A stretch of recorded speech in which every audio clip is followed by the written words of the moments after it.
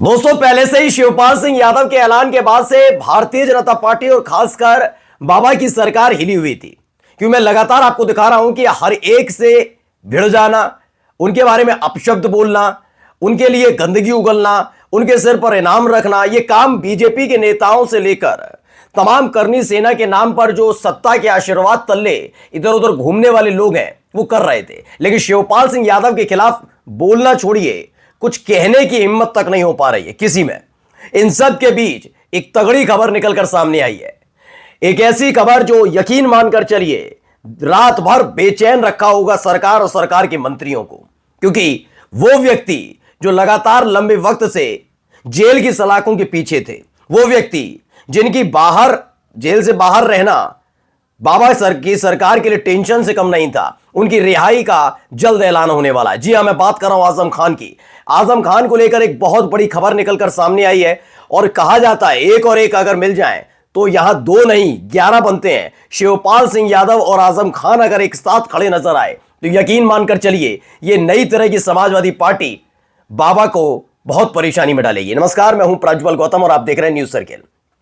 सबको पता है भैया आगरा में किस तरह से ऐलान किया जाता है, कैसे राणा सांगा की जयंती के नाम पर उत्पात काटा जाता है, कैसे धमकियां दी जाती हैं। कुछ लोग बताते हैं करनी सेना से हैं, वो खुल्लम खुल्ला अखिलेश यादव के सिर पर करोड़ों का इनाम रखते हैं, रामजीलाल सुमन की जुबान काटने वाले को ये मिलेगा वो मिलेगा, तमाम बातें होती है लेकिन कार्रवाई नहीं होती लगातार, जिसका मैं जिक्र कर रहा हूं। लेकिन अब ये कल की बात होने जा रही है क्योंकि अब शिवपाल सिंह यादव के साथ उनके एक पुराने साथी बाहर आने जा रहे हैं। जी हां, उनका साथ देते हुए नजर आएंगे, नाम है आजम खान। पहले देखिए, हिंदुस्तान की यह खबर है, सपा नेता आजम खान को बड़ी राहत मिली है। 3 मुकदमों में जमानत मंजूर हुई है।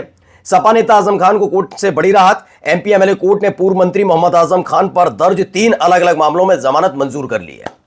अब यह सवाल उठता है कि आखिरकार एमपी एमएलए कोर्ट ने अचानक से यह क्यों किया, क्यों 3 मामलों में जमानत दी गई? एक सबसे बड़ा सवाल है। क्यों कह रहा हूं मैं ये बात, क्योंकि आप याद रखिएगा एक एक करके कई मामले ऐसे मामले दर्ज किए गए आजम खान के ऊपर जिन मामलों का कोई जोर नहीं। जैसा कि आपने हाल ही में सुना, 2 मामलों का जिक्र करता हूं, 2 बयानों का।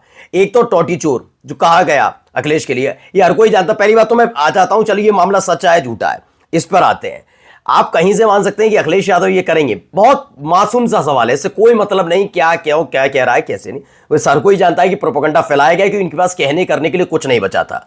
यकीन मानकर चलिए 8 साल की सरकार में योगी आदित्यनाथ के लिए बताने के लिए नहीं है उन्होंने क्या किया है। सिर्फ हिंदू मुस्लिम को छोड़ दिया जाए तो योगी सरकार के पास बताने के लिए कुछ भी नहीं है, कुछ भी नहीं है उनके पास। खैर, टोटी चोर का नाम क्यों दिया गया? क्योंकि इनके पास बताने के लिए कुछ नहीं था। तो मेरा सीधा सवाल है कि आपको लगता है, आप कहेंगे नहीं ये तो संभव ही नहीं है, चाहे आप कितने ही कट्टर विरोधी अखिलेश यादव के ही क्यों ना हो, सपा के क्यों ना हो, लेकिन आप कहेंगे ये नहीं हो सकता, ये फेक एजेंडा था।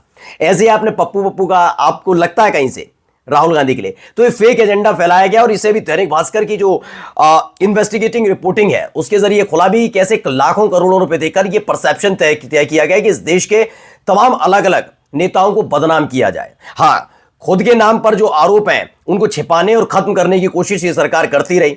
ऐसे ही आजम खान के खिलाफ हुआ। आप सोचिए, आजम खान के खिलाफ बकरी चोरी का आरोप, आपको लगता है कहीं से? नहीं, ये तो अदालत ने भी एक बार कह दिया था कि जिस तरीके से एक के बाद एक मामले आजम खान पर लग रहे हैं, वो पता लगता है दर्ज किए जा रहे हैं, उससे पता लगता है कि आपकी मंशा नहीं है कि आजम खान जेल से बाहर आए। ये बड़ी टिप्पणी थी लेकिन मानने वाले कहां हैं, क्योंकि ये जानते हैं जिस दिन आजम खान पूर्ण रूपेण अगर जेल से बाहर आ गए तो यकीन मानकर चलिए पश्चिमी उत्तर प्रदेश में बीजेपी और खासकर योगी आदित्यनाथ का जो जलवा बार बार दिखाया जाता है ना मीडिया में, वो रहेगा नहीं। वो ये जानते हैं जब तक आजम खान जेल के अंदर है तब तक ये फलते फूलते हैं पश्चिमी उत्तर प्रदेश में, ये बात ये जानते हैं। इसीलिए आजम खान को जेल के अंदर रखना बहुत जरूरी था, जैसे शिवपाल सिंह यादव को अखिलेश यादव से दूर रखना बहुत जरूरी था। चाचा भतीजे जब तक अलग थे तब तक योगी आदित्यनाथ का जलवा हुआ करता था। चुनाव के हालात देख लिए, जब से चाचा भतीजे साथ आए कितने चुनाव ये जीत पाए, क्यों ये पसीना पसीना हो रहे हैं, क्यों बार बार ये चाहते हैं कि दोनों में दरार पड़ जाए। आप यकीन मानकर चलिए कभी भी कोई खबर आती है तो पुराने बयान दिखाए जाते हैं कि देखिए रामगोपाल यादव के लिए शिवपाल ने ये कहा था, शिवपाल सिंह यादव ने रामगोपाल यादव के लिए कह दिया, रामगोपाल यादव ने ये कह दिया, अखिलेश यादव ने कैसे शिवपाल से बदतमीजी की, बदसलूकी की। ये पुराने गड़े मुर्दे उखाड़ सकते हैं, इनकी हिम्मत नहीं है कि ये एकजुट तक कहें, चैलेंज करें कि हाँ चलो आ जाओ साथ, पूरा समाजवादी पार्टी आ जाओ, बीजेपी से भिड़ लो। ये नहीं कर पाते, इनका पुराना एजेंडा चल रहा होता है। अगर यही एजेंडा है तो मैं तो इतना भी जानता हूं, ये ऐतिहासिक है कि बीजेपी में रहते हुए योगी आदित्यनाथ ने गोरखपुर में हिंदू महासभा जो इनकी अपनी पूरी बनी हुई थी पार्टी, उससे अपना एक प्रत्याशी खड़ा किया था बीजेपी को चुनौती देने के लिए। तो बीजेपी को भी तो चुनौती दी थी, योगी आदित्यनाथ ने। तो क्या आप ज्ञान ज्ञान की गंगा बहा रहे हो कि चाचा भतीजे में क्या हुआ, साथ हैं आज लड़के दिखाइए। वो नहीं जीत सकते, जानते कि दोनों ही जब तक साथ हैं तथा हालत खराब है। और अगर आजम खान जेल से बाहर निकलते हैं तो 1 और 1 11 हो जाएंगे और ये 1 और 1 11 की टीम से जीतना बीजेपी के लिए मुश्किल हो जाएगा। अब आपको मैं बताने जा रहा था कि आखिरकार एमपी एमएलए कोर्ट ने क्यों आखिरकार इतना सारे मामले दर्ज चल रहे हैं, अभी तक इतनी जल्दी तत्परता नहीं दिखाई, अचानक से एकाएक 3 मामलों में जमानत क्यों थी। तो पहले पढ़िए खबर, टीवी 9 की खबर है। इलाहाबाद हाईकोर्ट ने सपा नेता आजम खान के खिलाफ सड़क जाम मामले में ट्रायल कोर्ट से रिकॉर्ड समन किया है। इलाहाबाद हाईकोर्ट ने समाजवादी पार्टी के नेता आजम खान की तरफ से सड़क जाम करने के मामले में एमपी एमएलए कोर्ट की ओर से सुनाई गई 2 साल की सजा के खिलाफ दाखिल क्रिमिनल रिवीजन पर ट्रायल कोर्ट से रिकॉर्ड समन किया है। अब हुआ क्या है समझिए। दरअसल हाल ही में खबर आई थी कि आजम खान पहुंच गए हाईकोर्ट। वो समझ गए कि एमपी एमएलए कोर्ट कैसे कार्रवाई कर रही है, कैसे सुनवाई कर रही है, क्या कुछ हो रहा है, इसीलिए वो हाईकोर्ट पहुंच गए और अधिकार है उनका। अब जब वो पहुंचे तो अचानक से निचली अदालतों को याद आया कि ऐसा ना हो कि हाईकोर्ट की तरफ से कोई ऐसी बात आ जाए जिससे, होती है ना भाई, निचली अदालतें देरी क्यों कर रही हैं, फटकार ना लग जाए। भाई हाईकोर्ट है, सुप्रीम कोर्ट लगा सकती है, हाईकोर्ट लगा सकती है फटकार, तो वो लगा सकती है। इसीलिए एकाएक 1 नहीं 3 लगातार 3 मामलों में एक बैक टू बैक जमानत दे दी और एक ही दिन में जमानत दे दी। ये समझ गए कि अब ये रिकॉर्ड ट्रायल मांगे जाएंगे कि इतना देर कैसे, क्यों किया, 2 साल की सजा कैसे, ये तमाम तथ्यों को परखा जाएगा। तो ये सारा का सारा खेल यहां गड़बड़ा गया है। अब ऐसे हालात में हुआ है ये सब जब लगातार भारतीय जनता पार्टी में बाबा घिरते नजर आ रहे हैं। आपने देखा ही कि कैसे पहले क्षत्रिय समाज के नाम पर माहौल बनाने की कोशिश की, क्षत्रिय समाज एकजुट होकर खड़ा नहीं हुआ, केवल करनी सेना के कुछ कार्यकर्ता वगैरह उतरे। वो भी कार्यकर्ता कहाँ तक, जो उत्तर प्रदेश के हैं ही नहीं, वो कहाँ के, राजस्थान के ज़्यादातर। तो उनको बुलाकर माहौल क्रिएट किया गया कि भाई राजस्थान में भरतपुर के रास्ते आप आगरा आइए, माहौल क्रिएट कीजिए, चले जाइए। क्षत्रिय समाज उतरा नहीं।